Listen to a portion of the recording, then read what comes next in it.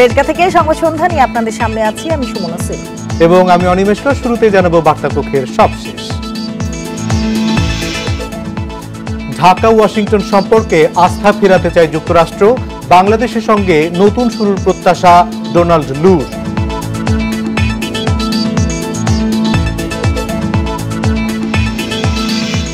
সড়কে ২০ বছরের পুরনো বাস কিভাবে চলে, কাদেরের প্রশ্ন। নো হেলমেট নো ফুয়েল চালুর নির্দেশনা।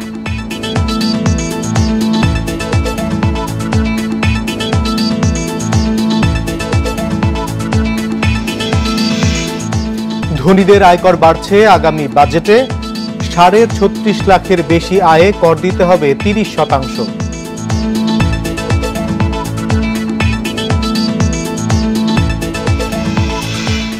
ফাঁসির আসামি কন্ডেন্সেলে রাখা বন্ধের রায় আপিল বিভাগে স্থগিত। রিটের উদ্দেশ্য নিয়েও প্রশ্ন।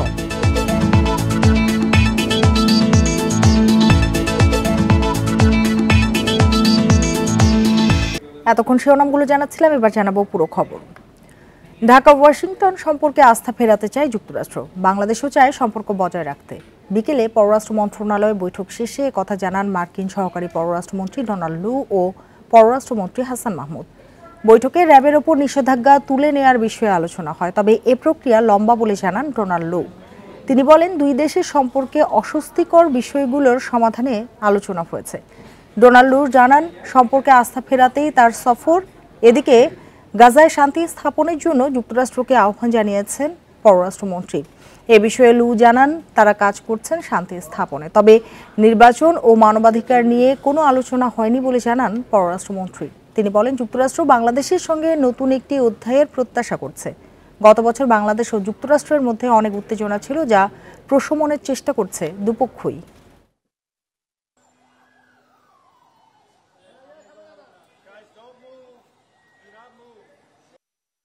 কারণ বিভিন্ন দেশের নানা কনসার্ন থাকে, তারা তাদের কনসার্নগুলো ব্যক্ত করেছিল। দেশে অত্যন্ত সুষ্ঠু অবাধ নিরপেক্ষ নির্বাচন হয়েছে। ভোটার পার্টিসিপেশন 42% ছিল, বা আওয়ামী লীগের অনেক প্রার্থী পরাজিত হয়েছে, এমনকি মন্ত্রীও পরাজিত হয়েছে। সুতরাং সেই নির্বাচন নিয়ে কোনো আলোচনা হয়নি।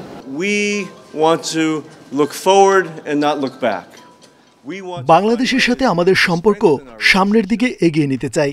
বৈঠকে র্যাবের উপর নিষেধাজ্ঞা, মানবাধিকার, বিনিয়োগের পরিবেশ ও শ্রম আইন নিয়ে আলোচনা হয়েছে, যাতে করে সামনের দিনগুলোতে দুই দেশের সম্পর্ক আরও গতিশীল হয়।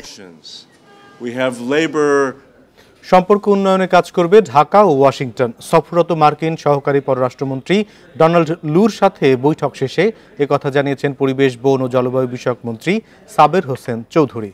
সকাল 11:30টায় সচিবালয়ে সফররত মার্কিন সহকারী পররাষ্ট্রমন্ত্রী ডোনাল্ড লুর সাথে বৈঠক করেন পরিবেশ মন্ত্রী সাবের হোসেন চৌধুরী।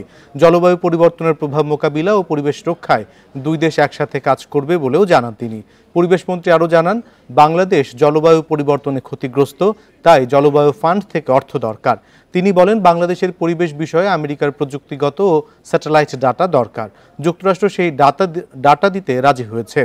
বৈঠক শেষে ডোনাল্ড লু বলেছেন, পরিবেশ রক্ষার বাংলাদেশের সাথে বিভিন্ন খাতে এক হয়ে কাজ করবে যুক্তরাষ্ট্র। বাংলাদেশ এবং আমেরিকা আরও কিভাবে কাজ করতে পারে, মূলত আমরা সেটা নিয়ে আলাপ করেছি। যখন আমরা জলবায়ু নিয়ে কথা বলি, পরিবেশের বিষয়টা চলে আসে, পরিবেশ, বন, জীববৈচিত্র্য।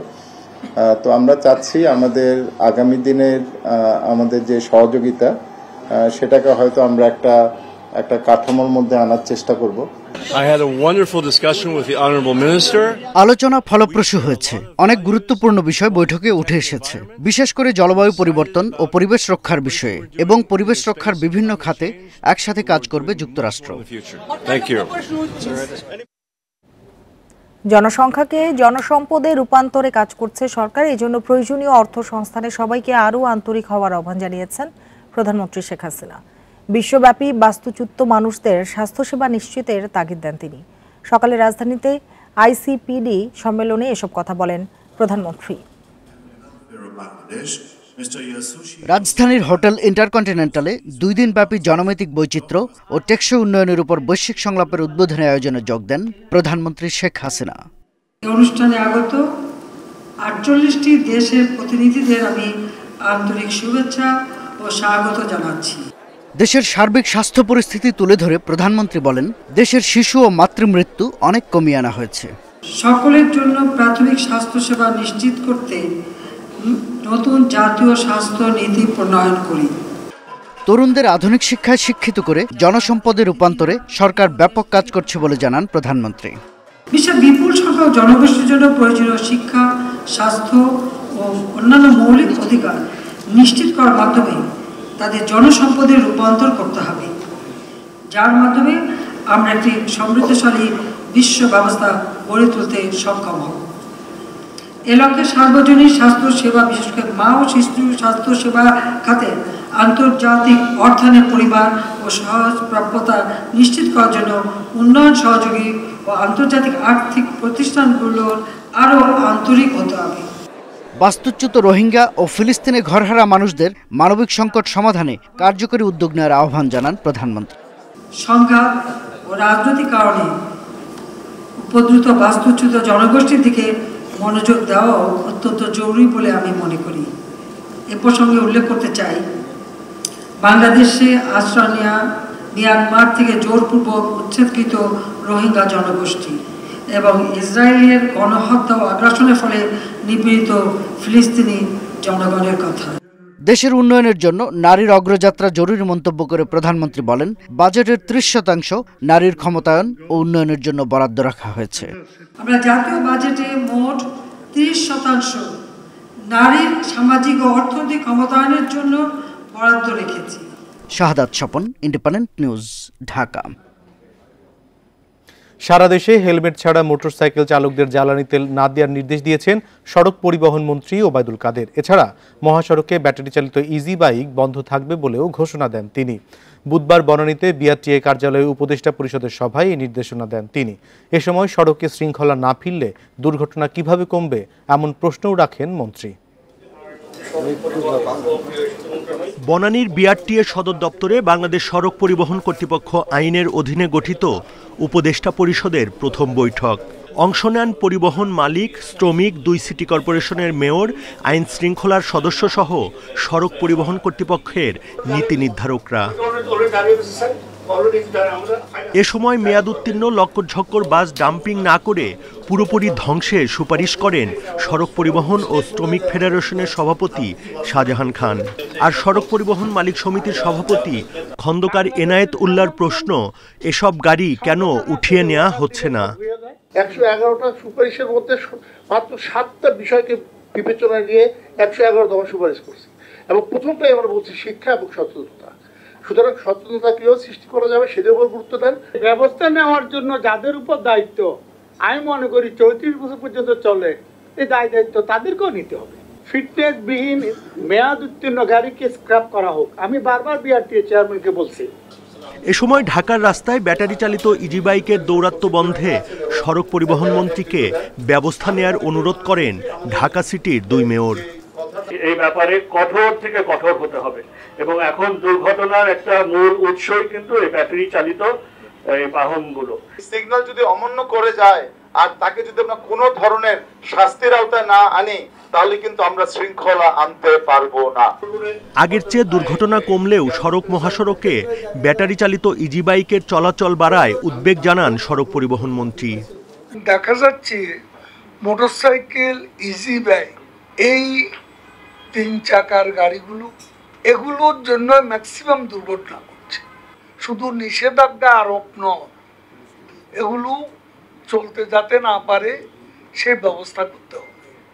সারা দেশে বুধবার থেকেই মোটর বাইকে নো হেলমেট নো ফুয়েল কার্যক্রম চালুরও নির্দেশ দেন সড়ক পরিবহন মন্ত্রী। ঢাকা সিটিতে যে কৌশল। Buddhadeb Kundu, independent news, Dhaka. অবশেষে ধনীর আয়ে কর বাড়াচ্ছে জাতীয় রাজস্ব বোর্ড এনবিআর। আসছে বাজেটে ব্যক্তি আয়করের সর্বোচ্চ হার 5% বাড়িয়ে 30% করেছে সংস্থাটি। কর্মকর্তারা জানিয়েছেন, কারো আয় বছরে 36.5 লাখের বেশি হলে দিতে হবে 30% আয়কর। এমন সিদ্ধান্তে মিলেছে প্রধানমন্ত্রীর অনুমোদন। ব্যক্তি আয়করের সর্বোচ্চ হার 30% ছিল দীর্ঘদিন। করোনার সময় তা কমিয়ে 25% করে এনবিআরের বর্তমান প্রশাসন। দাতা সংস্থা IMF এর রাজস্ব বাড়ানোর চাপ, অভ্যন্তরীণ সমালোচনা সহ নানা কারণে সর্বোচ্চ হার আগের অবস্থায় নিচ্ছে সংস্থাটি। বর্তমানে 3.5 লাখ টাকা পর্যন্ত আয়ে কর দিতে হয় না। পরের 1 লাখে 5%, এর পরের 3 লাখে 10%, তারপরে 4 লাখে 15% এবং পরের 5 লাখে 20% কর। এর বেশি আয় হলে কর 25%। NBR এর সিদ্ধান্ত আসছে বাজেটে 16.5 থেকে 36 লাখ টাকা আয়ে কর হবে 25%, তার বেশি আয়ে কর হবে 30%। এখন আমাদের 5টা স্ল্যাব আছে, আপনি সেটাকে 10টা স্ল্যাব করেন দরকার হলে, কিন্তু আপনি ইনকাম গ্যাপগুলোকে আরেকটু ওয়াইডেন করেন। আমি অবশ্যই মনে করি যে 5 লাখ কেন 10 লক্ষ টাকা করমুক্ত সীমা হওয়া উচিত। বিকজ যারা আপনার 10 লক্ষ টাকা আয় করছে তাদের থেকে আপনার যে কালেকশন হয় তার থেকে বেশি আপনার এই 25%-এর ওখানে হিউজ কালেকশন হচ্ছে। আপনি সেখানে যদি 1% 2% বাড়ান, এখানে 10 লক্ষ টাকার যে আয়টা হবে সেটা আপনার জন্য কোনো আসে যাবে। দেশে আয়, ভোগ ও সম্পদ বৈষম্য এখন চরমে। অন্যদিকে সরকারের কোষাগারেও টান। এসব বিষয় বিবেচনায় কর হার বাড়াচ্ছে NBR। অর্থনীতিবিদরা বলছেন উচ্চবিত্তের কর হার বাড়ালে আদায় বাড়বে, তবে সঠিক কর আদায়ে ফাঁকি ঠেকানোর ব্যবস্থা নিতে হবে। অটোমেশনের পাশাপাশি আয়ের সাথে ব্যয় মিলিয়ে দেখতে হবে। এনফোর্সমেন্ট, আমার যদি ভয় থাকে যে আমি যদি না দেই তাহলে আমার পানিশমেন্টটা এরকম হবে যে যেটা নাকি আমি যেটুকু ফাঁকি দিলাম তার থেকে বহুগুণ হবে, কেবলমাত্র তখনই আমার মধ্যে কিন্তু ভয় আসবে। গবেষকদের হিসেবে 2020-21 অর্থ বছরে 16 লাখ টাকার বেশি আয় দেখিয়েছেন এমন উচ্চবিত্ত করদাতা প্রায় 90,000, কর দেন প্রায় 2,000 কোটি টাকা, যা মোট ব্যক্তি আয়করের 30%। Ruhul Amin, independent news, Dhaka. মৃত্যুদণ্ডের চূড়ান্ত সিদ্ধান্তের আগ পর্যন্ত আসামিকে কন্ডেম সেলে রাখা যাবে না বলে হাইকোর্টের দেয়া রায় 25শে আগস্ট পর্যন্ত স্থগিত করেছে আপিল বিভাগ। দুপুরে চেম্বার আদালতের বিচারপতি ইনায়েতুর রহিম এই স্থগিতাদেশ দেন। শুনানিতে অ্যাটর্নি জেনারেল আদালতকে বলেন, এই রায়ের ফলে কারাগারগুলোতে বিশৃঙ্খলা শুরু হয়েছে। অনেক মৃত্যুদণ্ডের আসামি কন্ডেম সেল থেকে দ্রুত বের হতে তোড়জোড় শুরু করেছে। এছাড়া এ ধরনের বিষয়ে রিটের পেছনে ভিন্ন উদ্দেশ্য থাকতে পারে বলে আদালতে তুলে ধরেন তিনি। পরে নিজ কার্যালয়ে এর ব্যাখ্যায় অ্যাটর্নি জেনারেল বলেন, তার ধারণা মানবতা বিরোধী অপরাধীদের অনেকে কন্ডেম সেলে থাকায় তাদের সুবিধার জন্য এ বিষয়ে রিটটি করা হয়ে থাকতে পারে। এদিকে রিটকারীদের আইনজীবী বলেন, স্থগিতাদেশের পরে 25শে আগস্ট পর্যন্ত হাইকোর্টের রায়ের কোনো কার্যকারিতা নেই। তাছাড়া হাইকোর্টের লিখিত রায় না বের হওয়া পর্যন্ত কন্ডেম সেল থেকে কোনো আসামিকে সাধারণ সেলে স্থানান্তর করতে হবে না। কতগুলো যুদ্ধ অপরাধীদের মামলাও আছে, তাদেরও কিন্তু মৃত্যুদণ্ডাদেশ হয়েছে। যেটি দলের ছিলেন ওনারা, সেই দলের উনি কিন্তু সমর্থক। এই কারণে আমাদের মনে হয় যে ওনাদের দলের হয়তো ওই যে যারা মৃত্যুদণ্ডাদেশ পেয়েছেন তাদেরকে বেনিফিট দেওয়ার উদ্দেশ্যে হয়তো ওদেরকে দিয়ে হয়তো উনি মামলা করাতে পারেন। আচরণবিধি লঙ্ঘনের অভিযোগে গাজীপুরের শ্রীপুর উপজেলার চেয়ারম্যান পদপ্রার্থী ও গণশিক্ষা প্রতিমন্ত্রীর ভাই জামিল হাসান দুর্জয়ের প্রার্থিতা বাতিল করেছে নির্বাচন কমিশন। এদিকে উপজেলা নির্বাচনে প্রকাশ্যে ভোট দিয়ে নিঃশর্ত ক্ষমা চেয়েছেন বরিশাল 6 আসনের সংসদ সদস্য হাফিজ মল্লিক। পরে অভিযোগ থেকে অব্যাহতি দেয় নির্বাচন কমিশন। বুধবার তাদের অভিযোগের শুনানি করে ইসি এসব সিদ্ধান্ত জানায়। উপজেলা নির্বাচনের দ্বিতীয় দফায় আগামী 21 মে গাজীপুরের শ্রীপুর উপজেলার ভোট। জামিল হাসান নির্বাচনে ঘোড়া প্রতীকের চেয়ারম্যান প্রার্থী ছিলেন। জামিল হাসান প্রয়াত আওয়ামী লীগ নেতা ও সাবেক প্রতিমন্ত্রী অ্যাডভোকেট রহমত আলীর ছেলে। তার ছোট বোন রুমানা আলী প্রাথমিক ও গণশিক্ষা প্রতিমন্ত্রীর দায়িত্বে আছেন। কারণ দর্শানোর নোটিশ দেওয়ার পরও বারবার আচরণবিধি লঙ্ঘন করে জামিল হাসান। কেন প্রার্থিতা বাতিল করা হবে না সে ব্যাখ্যা দিতে ডাকা হয় কমিশনে। পরে সিইসি কাজী হাবিবুল আউয়াল সহ নির্বাচন কমিশনাররা ব্যাখ্যা শুনে প্রার্থিতা বাতিলের সিদ্ধান্ত দেয়। অভ্যাসগতভাবে অপরাধ করেছে, ধারাবাহিকভাবে 3টা অপরাধ করেছে। ওনাকে নির্বাচনী আচরণবিধি লঙ্ঘন করেছে, ম্যাজিস্ট্রেটের কাজে ভঙ্গ করেছে, মিছিল করেছে। সকল অভিযোগগুলো কমিশন আমলে নিয়ে তার বক্তব্য শোনার পরে কমিশন সন্তুষ্ট হয়ে তার প্রার্থিতা বাতিল করেছেন। বরিশাল 6 আসনের সংসদ সদস্য আব্দুল হাফিজ মল্লিক গত 8 মে উপজেলা নির্বাচনে প্রকাশ্যে ভোট দিয়েছিলেন। এই নিয়ে কমিশনে এসে তিনি ভুল স্বীকার করেন। আমি প্রকাশ্যে ভোট দিয়েছি, কিন্তু সেটা কিন্তু ভোট যে আমি ওই যে গোপন কক্ষে যাওয়ার যে কাজটা আমি দাঁড়িয়েই করেছিলাম। ওই যে একটা বক্স ছিল না, মানে ব্যালট বাক্স, এটার আড়ালে আমি মানে দিয়ে ড্রপ করছি। আমার তো মনে হয় আমি একটা খুব বেশি ভুল করিনি। লজ্জিত হয়েছেন এবং নিঃশর্ত ক্ষমা প্রার্থনা করেছেন এবং ভবিষ্যতে এ ধরনের কাজ করবেন না বলে অঙ্গীকার করেছেন। সকল বিষয়টা কমিশন তার ক্ষমা চাওয়ার বিষয়টা আমলে নিয়ে তাকে অভিযোগের দায় হইতে অব্যাহতি দিয়েছে। এর আগে জামালপুরের সরিষাবাড়ি উপজেলার একজন চেয়ারম্যান প্রার্থীর প্রার্থিতা বাতিল করেছিল ইসি, তবে আদালতে গিয়ে তিনি প্রার্থিতা ফিরে পান। Mahmudul Hasan, independent news, Dhaka. ইন্টারনেটের মাধ্যমে অবৈধভাবে স্মার্ট টিভি বক্স বিক্রির অভিযোগে একজনকে আটক ও 440টি ডিভাইস জব্দ করা হয়েছে। বুধবার দুপুরে রাজধানীর মিরপুরে বিআরটিসি ও র্যাবের যৌথ অভিযানে এসব জব্দ করা হয়।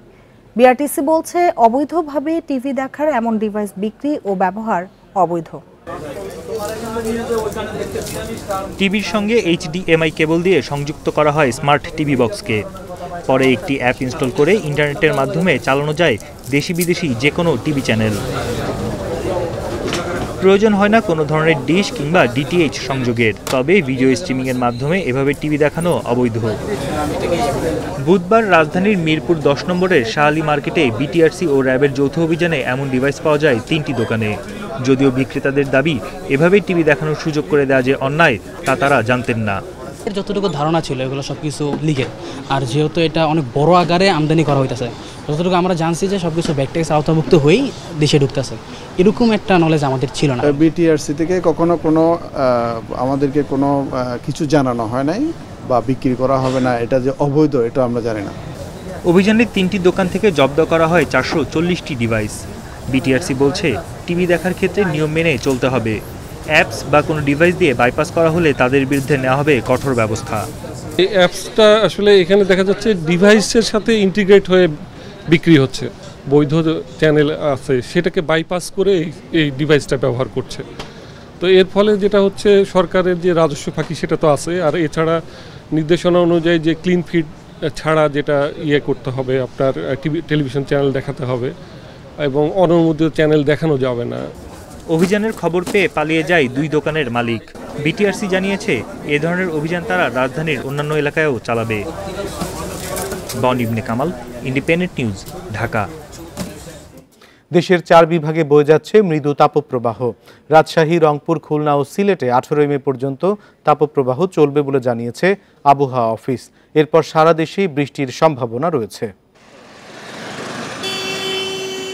দেশের বিভিন্ন জেলায় আবারও শুরু হয়েছে তাপপ্রবাহ। এতে রাজধানীসহ বিভিন্ন এলাকায় বেড়েছে গরমের তীব্রতা। আবহাওয়া অধিদপ্তর জানিয়েছে, টাঙ্গাইল, ফরিদপুর, রাঙ্গামাটি, কুমিল্লা, পটুয়াখালী সহ বিভিন্ন জেলায় বইছে মৃদু তাপপ্রবাহ। 2-1 দিনের মধ্যে রাজশাহী, পাবনায় তাপমাত্রা 40 ডিগ্রি ছাড়ানোর শঙ্কা রয়েছে। যে তাপমাত্রা থাকে সে তাপের কিন্তু প্রবাহ ঢুকে যায় আমাদের পশ্চিম অঞ্চল দিয়ে। ওইসব অঞ্চল তুলনামূলকভাবে সাধারণত বাংলাদেশের তাপমাত্রা একটু বেশি থাকে। হয়তো ঢাকাতে 37-32 যদি উঠে, ওইসব অঞ্চলে আমরা এখন পর্যন্ত আমাদের যে প্রেডিকশন সে অনুযায়ী আমরা আশা করছি হয়তো 40-এর মধ্যেই থাকবে। আগামী 17 মে থেকে ময়মনসিংহ ও সিলেটের কিছু এলাকায় বৃষ্টি হতে পারে। আর 18 মের পর সারা দেশেই বৃষ্টির সম্ভাবনা রয়েছে। 19, 20, 21, 22 মোটামুটি এই 3 দিন দেশের উপরে মোটামুটি 3 দিন বা 4 দিন মোটামুটি একটা বৃষ্টির একটা প্রবণতা থাকার সম্ভাবনা আছে। তবে সিলেট এবং ময়মনসিংহ বিভাগে তার আগে থেকে বৃষ্টিপাতের সম্ভাবনা আছে। বিশেষ করে 17 তারিখের পর থেকে সিলেট এবং ময়মনসিংহ বিভাগে বৃষ্টিপাতের প্রবণতা বৃদ্ধি পাবে। এদিকে গত কয়েকদিন ধরেই চুয়াডাঙ্গার তাপমাত্রা 36 ডিগ্রির ওপরে। রোদের তীব্রতা ও ভ্যাপসা গরমে অতিষ্ঠ এলাকার মানুষ। তাপপ্রবাহে ব্যাহত হচ্ছে স্বাভাবিক কাজ। গরমের কারণে কিছু লেবুর শরবত খাইতেছি, খাওয়ার পরে কিছু রেস্টের জন্য বসতেছি। খুবই গরম। যাদেরকে বাসা থেকে প্রতিনিয়ত বাইরে বেরোতে হচ্ছে, তো এদের ক্ষেত্রে মনে করেন আরো কষ্টকর হয়ে যাচ্ছে চলাফেরার জন্য। আর পাবনায় সোমবার থেকে তাপমাত্রা 37 ডিগ্রি সেলসিয়াসের ওপরে। কাজের প্রয়োজন ছাড়া দুপুরের পর বাইরে বের হচ্ছেন না অনেকেই। মাঠে তো কাজও করা যাচ্ছে না, পাটের খেতে বসাই যাচ্ছে না, যে গরমের অবস্থা। বৃষ্টি বাদল নাই, রোদের তাপমাত্রা বেশি, সেই গরমে তো অসহ্য। অব্যাহত তাপপ্রবাহে অনেকটাই বিপর্যস্ত কুষ্টিয়ার জনজীবন। খাল বিলে নেই পানি। আবহাওয়া অফিস বলছে, বাতাসে জলীয় বাষ্পের পরিমাণ বাড়ায় গরম বেশি অনুভূত হচ্ছে। ভারী বৃষ্টি হওয়ার আগ পর্যন্ত কমবে না গরমের তীব্রতা। রেজওয়ানুল হক, ইন্ডিপেন্ডেন্ট নিউজ। দীর্ঘ অপেক্ষার অবসান ঘটিয়ে অবশেষে সোমালিয়ান জলদস্যুদের কবল থেকে মুক্তি পাওয়া 23 নাবিক ফিরেছেন পরিবার ও স্বজনদের কাছে। কেউ ফিরেছেন মায়ের কোলে, কেউ বা স্ত্রী সন্তানের কাছে। স্বজনদের কাছে পেয়ে নাবিকরা যেমন উচ্ছ্বসিত, তেমনি খুশি তাদের পরিবার। প্রিয় সন্তানকে ফিরে পেয়ে মায়ের বাঁধ ভাঙা আবেগ থামছে না। সোমালিয়ান জলদস্যুদের কবল থেকে মুক্তির পর মঙ্গলবার রাতে বাবা মায়ের কাছে ফেরেন এমভি আবদুল্লাহ জাহাজের নাবিক নোয়াখালীর মোহাম্মদ আনারুল হক রাজু। স্বজনদের চোখে তখন আনন্দের অশ্রু। সেখান থেকে তখন সুস্থভাবে ফোঁস হয়ে আমার কাছে আসে, আমি এটাই আল্লাহর কাছে সব সময় 2 হাত তুলি মুনাজাত করতাম, আল্লাহ আমার ছেলের যেন আমার কাছে ফিরাই দাও। লক্ষ্মীপুরের নাবিক আইয়ুব খানকে কাছে পেয়ে তার বাড়িতেও তৈরি হয় আবেগঘন পরিবেশ। নাবিক জানান কতটা আতঙ্কে ছিলেন তারা।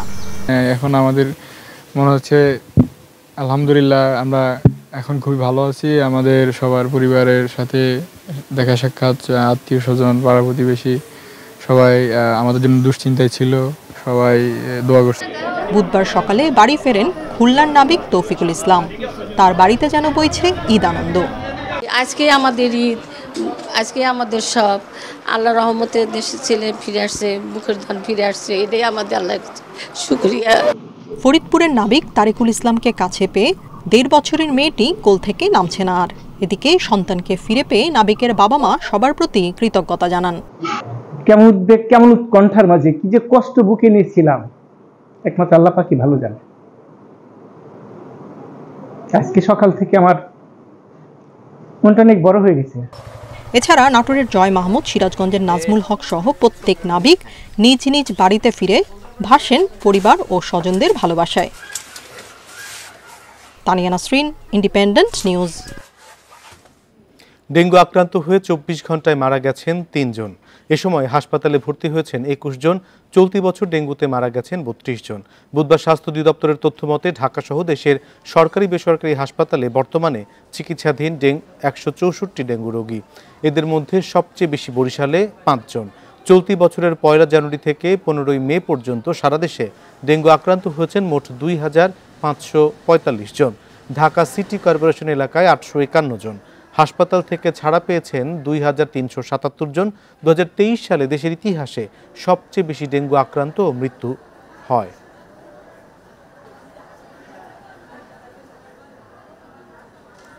সুপার 8 সেমিফাইনাল নয়, গ্রুপ পর্বের প্রতিটি ম্যাচে আলাদা করে গুরুত্ব দিচ্ছে ম্যানেজমেন্ট। ম্যাচ বাই ম্যাচ খেলে দ্বিতীয় রাউন্ডে যাওয়ার লক্ষ্য টাইগার অধিনায়কের। সেরা দল বাছাই করে নেওয়া হয়েছে। সতীর্থদের উপর বিশ্বাস আছে শান্তর। সামর্থ্য মতো সেরাটা দিতে পারলে ভালো কিছুই হবে আশা তার। বাংলাদেশ দলের অফিসিয়াল ফটো সেশন শেষে এসব কথা জানান অধিনায়ক শান্ত। ফুরফুরে মেজাজে পুরো দল। ফটো সেশনের নেতৃত্বে শান্তর সাথে যেন সাকিব। সবার মুখে হাসি। এ যেন নির্ভার বাংলাদেশ। বিসিবি সভাপতি, কোচিং স্টাফের সাথে এক ফ্রেমে লাল সবুজের দল। এ দল নিয়ে বেশিরভাগ আলোচনা ইতিবাচক, যদিও লিটন, জুনিয়র সাকিবের দলে থাকা আর সাইফুদ্দিনের না থাকা নিয়ে প্রশ্ন উঠেছে। সব ভুলে বিশ্বকাপ দল নিয়ে খুশি অধিনায়ক। যে টিমটা আমাদের থাকবে এই টিমটাকে নিয়ে আমরা ওয়ার্ল্ড কাপে যাব এবং ওই বিশ্বাসটা যেন সবার থাকে এবং সবার যেন ক্লিয়ার মাইন্ড থাকে। সো আমার টিমে সবাই ক্লিয়ার মাইন্ড আছে, সবার রোলটা ক্লিয়ার আছে। সো আশা করব যে সবাই ওইখানে যে ওইভাবে ডেলিভারি করবে। গেল কয়েক বছরের চেয়ে এবার কম প্রত্যাশা নিয়ে বিশ্বকাপে যাচ্ছে বাংলাদেশ। নেপাল, নেদারল্যান্ডসও যেন বড় প্রতিপক্ষ। বড় আশা না করে শান্তর লক্ষ্য ম্যাচ বাই ম্যাচ খেলা। খুব একটা যে দুর্বল গ্রুপ সেটা বলবো না। সো আমাদের জন্য এটা ডিফিকাল্ট হবে। যদি আমরা এটা পার করতে পারি তখন আমরা আবার সুন্দরভাবে আলাদা আলাদা করে প্ল্যান করতে পারবো। কারণ টি-20তে এটা আমি বিশ্বাস করি কোনো ছোট দল বড় দল নেই। তরুণ দলটার মধ্যমণি 2 অভিজ্ঞ সাকিব ও মাহমুদুল্লাহ। এটাই হতে পারে তাদের শেষ বিশ্বকাপ। ওনাদের যার যে রোলটা আছে ওনারা যদি করতে পারে টিম অবশ্যই বেনিফিটেড হবে। যে জিনিসটা চাইবো যে ওনাদের যে এক্সপেরিয়েন্সটা আছে ওইটা যদি প্রত্যেকটা প্লেয়ারের মধ্যে ছড়াই দেন তাহলে আমাদের টিমের যে ছোট ছোট জায়গাগুলো ইমপ্রুভমেন্টের দরকার আছে ওই জায়গায় আমরা খুব ভালো অবস্থানে থাকবো। বিশ্বকাপে ব্যাটার নয়, শান্তর বড় ভরসা বোলিং ইউনিটে, যেখানে তাসকিনকে প্রথম ম্যাচ থেকেই পাওয়ার আশা করছেন। যে তাসকিন সুস্থ হয়ে যাবে, প্রথম ম্যাচ থেকে অ্যাভেলেবেল থাকবে। যদি না থাকতে পারে তাহলে এটা অবশ্যই আমাদের টিমের one of the best bowler এবং মেইন বোলার আমি বলবো। না থাকতে পারলে সেক্ষেত্রে আমাদের যে ব্যাকআপ অপশন আছে ওটা নিয়েই আগাইতে হবে। দেশে প্রস্তুতি পর্ব খারাপ হয়নি। অচেনা কন্ডিশনের সাথে মানিয়ে নিতে আমেরিকা সিরিজ ও সেখানে প্রস্তুতি পর্বে গুরুত্ব দিচ্ছেন শান্ত। Mazharul Islam, independent news. টি-20 বিশ্বকাপের আগে সাকিব আল হাসানের শীর্ষ অলরাউন্ডার অবস্থানে ভাগ বসালেন শ্রীলঙ্কার ওয়ানিন্দু হাসারাঙ্গা। জিম্বাবুয়ের সিরিজের শেষ 2 ম্যাচে খেললেও রেটিং পয়েন্ট কমেছে সাকিবের। 2 ম্যাচে 5 উইকেট নিলেও ব্যাটিংয়ে আলো কাটতে পারেননি। অন্য ম্যাচে করেন 21 রান। তাতে তার রেটিং পয়েন্ট 231 থেকে কমে হয় 228। দীর্ঘ 10 মাস পর টি-20 খেলেন সাকিব। খেলার বাইরে থাকায় তার রেটিং পয়েন্ট আর বাড়েনি। অলরাউন্ডার র্যাঙ্কিংয়ে 3-এ থাকা আফগান মোহাম্মদ নবী তাদের চেয়ে পিছিয়ে 10 পয়েন্ট। জিম্বাবুয়ের বিপক্ষে পারফরমেন্সে উন্নতি হয়েছে টাইগার পেসার তাসকিনের। 3 ধাপ এগিয়ে উঠেছেন 23 নম্বরে। 5 ধাপ এগিয়ে 25তম স্থানে মুস্তাফিজ।